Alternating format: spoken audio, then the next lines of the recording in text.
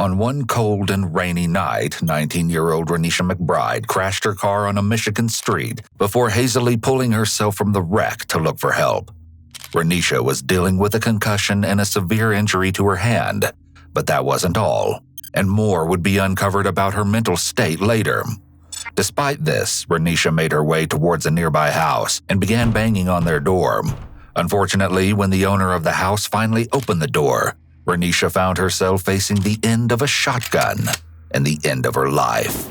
On November 2nd, 2013, the Dearborn Heights Police Department received a 911 call just after 4:30 a.m. from a man named Theodore Wafer. I just shot somebody on my front porch with a shotgun banging on my door. After ensuring that Theodore wasn't a threat, the police questioned him on the night's events. What happened here? Consistent knocking on the door, and I'm trying to look through the windows, but every time I look through the windows of the door, it's banging somewhere else, so I opened up the door, kind of like, who is this? And the gun discharged. I didn't know there was a round in there. I don't get it. Who's knocking on your door at 4:30 in the morning? Bang, bang, bang. Somebody wanting in. While Theodore may have claimed the whole incident was just a terrible accident, certain aspects of his story just weren't adding up, and detectives were determined to discover if they may actually be dealing with a cold-blooded killer. Homeowner says there was somebody pounding on the door. He opened the door, like to say who the heck's out here, and his gun discharged and shot this black female in the head. She's rescue isn't here yet, but I'm pretty sure she's DOA. According to the officers on the scene, the gunshot wound so severely damaged Renisha's head above her jaw that she was pronounced dead on arrival. Theodore, still in a state of shock, was placed into a police cruiser while the scene was secured and documented. Not really, I mean... What's that, sir? I said that, I don't know, Sit tight a minute. See what we can figure out here. Oh my God. Oh my God. Oh my God. When Theodore first woke up to Renisha banging on his door, he may have believed there was potentially a dangerous force trying to get into his home. His body then may have gone into fight or flight and started to prepare for a potential threat by releasing adrenaline. This heightened state doesn't last for very long, and now that he's in the police cruiser, there's no possible threat against him anymore. With enough cursory information gathered, the police bring Theodore back to the station for questioning, and it isn't long before the cracks in his story begin to show.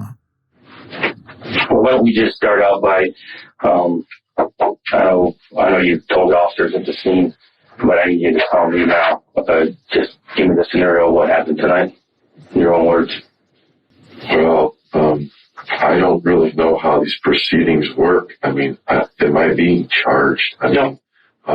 No, sir. Should I have a lawyer present? Well, that would be entirely up to you.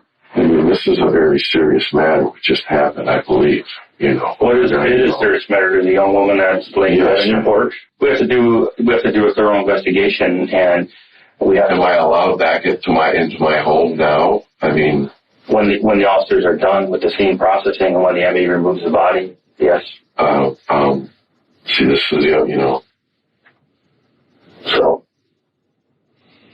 Theodore is very nervous and can be heard asking if he needs a lawyer present. If he did want a lawyer, this is an ineffective attempt at invoking his Miranda rights, as the request for an attorney must be clear and unequivocal. The officer is also being somewhat manipulative here, as he suggests that talking to him is no different than talking to the officers on the scene. While that might make sense at first, this is not the case. The primary job of the first responders is to secure the scene and gather basic information. During the interrogation, however, the detective will be probing much deeper and gathering information about Theodore's possible guilt. Currently, Theodore appears to be looking at the officer as a neutral party who can offer him support and guidance. However, it's important to remember the detective's ultimate goal in an interrogation is to secure a confession. You made a statement to the guys at the scene. Yeah, I heard noises, and it startled me. What these noises were. These banging, prying noises. First on the side of the house, and then front of the house, back to the side of the house, and front of the house. Given the time of day, he may have assumed the person had bad intentions, especially since Dearborn Heights is known for its high crime rate, with the average resident having a 1 in 55 chance of being a victim of a violent or property crime. To compare, the national average violent crime rate in 2021 in the United States hovered around 400 cases per 100,000 of the population. I'm looking out the peephole, I can't see this person, I can't see that, what's going on inside. Every time I look out one door, the noise is coming to another one, or the other side of the house. So, at this point, are you getting frightened? Is your heart racing? What's going on? Yes, I have no idea what's happening. It was getting louder. I thought at any time somebody was coming through the door or the window. It was getting violent. Where did you... Persistent. Okay. Especially on the front door. Very persistent. Theodore specifically states that he thought someone was going to come in through his door or window. This further displays his belief that there was an immediate threat to him that would justify Renisha's shooting. The defensive tone Theodore takes is also reflected in his body language. With his arms crossed in front of his chest, he's creating a barrier between himself and the detective. As the ramifications of his actions become more and more apparent, Theodore becomes insistent on defending his choices. How were you holding the gun when it discharged? I mean, tell me. With both hands. I mean, do you have it raised? Do you have it? No, it's a pistol grip, so you just have to lift it up. So open the door with one hand, and when I placed my other hand, just like that she went off. I didn't expect it. Theodore may be trying to lessen his responsibility in Renisha's death by removing himself from the action. Saying it went off versus I pulled the trigger puts distance between him and the action and blames the gun rather than Theodore himself. Okay, how high were you holding the gun when it went off? Waist, and it was on an angle. I was, as far as I can remember. So do you think that when you were holding the gun that it was on an angle like this? Could it have been like this? If I'm opening the door, I have it. If I open the door, okay, that quick. It's a pistol grip. Here, the first cracks in Theodore's story start to show. He claims to have been holding the gun at waist height. However, when taking both Theodore's height and Renisha's height into consideration, he would have had to have been holding the gun at chest height, pointed straight out, in order to shoot Renisha in the head. This discussion about the gun placement is vital for the case. Holding the gun at his waist could mean that he was just reacting to the potential threat, and more likely it really was an accident. While holding it higher, at his chest height, it means that he could have been consciously aiming it, possibly with the intent to shoot. Based on what the detective has seen, he knows that Theodore can't be telling the truth about the way he was holding the gun. While it's entirely possible that Theodore is being deceptive in order to make the shooting seem more accidental, it's not unusual for individuals who are involved with a traumatic event to distinctly remember some parts, while other parts are fuzzy. This is one of the reasons that eyewitness reports are never as accurate as we think they should be. According to Michigan's Castle Doctrine, you're allowed to use deadly force on someone who's breaking into your home if it's necessary to prevent great bodily harm to yourself. Based on Theodore's own account of the night, by the time he grabbed his shotgun and decided he'd had enough, he wasn't in any immediate objective danger. This, alongside the fact that he opened the door up to the danger with the intention of dealing with it, could potentially negate the Castle Doctrine as a valid defense. I don't even know. I did not look at the body. I didn't stand over it and see where the wound was. I immediately put down the weapon right there on the hallway or, the entry to the front door and looked for my phone. First called here, your Dearborn Heights. We're talking boom. And boom. As he prepares to wrap up the interview, the detective brings someone else in to help ask one final question. When we take his shotgun, shell casing. So we took your Mossberg. There was a spent shell casing in the shotgun, and you had your green shotgun case. So we just tossed it in that and took the gun with it. There was one shell casing. So what? There was just one in it all the time, or what? Yes, like I was just trying to explain, I couldn't remember if there was one in it or not. I kept my shells in a separate closet, so I got a little paranoid a few weeks back, got paintballed, so maybe that's when I loaded it, put it in. I mean, I don't think I mentioned that to you, but I mean, that's what I put one in there or something like that, but I did not realize there was one in there, no.